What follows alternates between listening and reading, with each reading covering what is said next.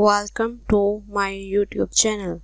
Please like, share this video and subscribe this channel. Chairman. Chairman Atkins, is great to see you. Audrey, great to see you here. Chairman Atkins, before I start with my questions, I might just ask you to take a minute longer and explain to us what the impact has been of the 43-day shutdown on the SEC's operations. Well, it's set us back a lot because 43 days, it's not just a month. It's not counting all the. It's a long time to have people at home and then to have them come back and get started back up again. And so, in 43 days, is a big chunk. More than 2 months as far as being shut down.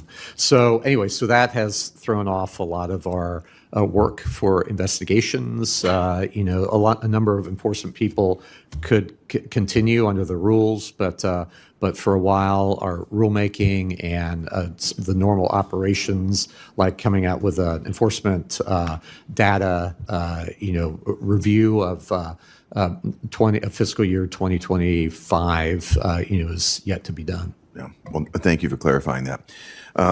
Chairman Atkins, is something I've wanted to talk to you about on the public record for some time. It has to do with the proxy advisory firms.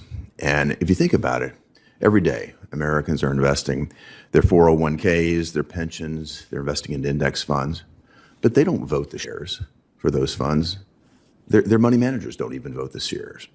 Those shares are in effect being voted or being dictated by a duopoly of foreign-owned enterprises known as proxy advisory firms.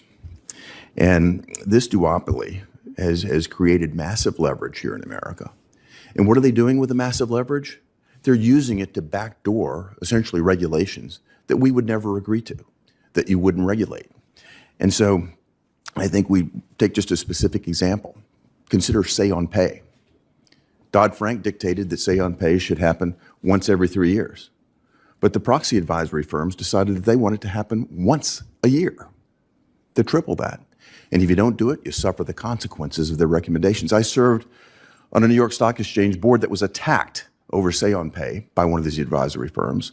Lo and behold, the week after the attack, our CEO gets a call from the advisory firm saying that the consulting division of the firm could help us out. And after spending fees on the consulting division, suddenly it all was all right. The conflict of interest here is enormous, and the abuse of power is very, very clear. Now we're seeing another example. The SEC recently clarified when companies are able to exclude certain shareholder proposals.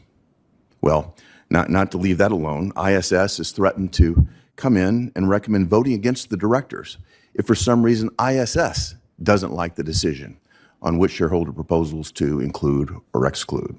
Again, far beyond what the SEC has been calling for, backdooring more regulations. The pattern here is clear.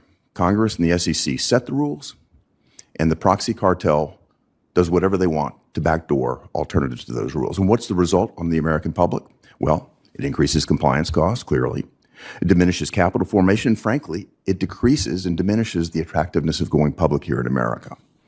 And it makes everyday Americans suffer the financial consequences of ideologically driven and economically unfounded corporate decisions that are resulting from these malicious proxy advisory recommendations. So, Chairman Atkins, I'd like to know what you feel, what concrete steps could be taken to prevent these proxy advisors from using their market dominance to become de facto regulators here in the U.S. market. Well, thank you, Senator. I don't want to prejudge anything because we are actively looking at this area. There's an executive order that we are actively addressing and reviewing all the regulations in this area with that regard, and collaborating with the Department of Labor and the Federal Trade Commission as well. So, but I share your concerns in this respect, and in many ways, these proxy advisory firms are a symptom of a problem underlying it of precatory shareholder proposals that have been weaponized by social activist shareholders that have special axes to grind. Mm-hmm. And so you've spoken about this and addressed it through bills in the past. So I think that, so anyway, we'll be looking at this from, all different aspects, and that's part of part of the goal that I have to make IPOs great. I very much encourage you to. Thanks for watching this video.